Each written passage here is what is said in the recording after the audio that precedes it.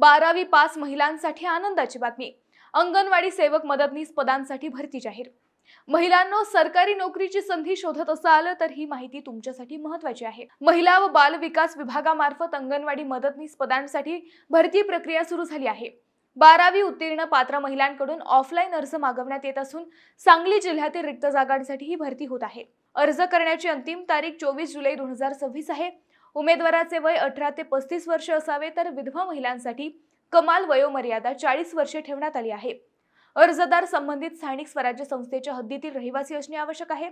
अर्जासोबत जन्मदाखला, शैक्षणिक प्रमाणपत्रे, आवश्यक प्रतिज्ञापत्रे आणि इतर कागदपत्रे जोडणे बंधनकारक आहे. काही भागांमध्ये स्थानिक बोली भाषेचे ज्ञान असलेल्या महिलांना प्राधान्यही दिले जाणार आहे.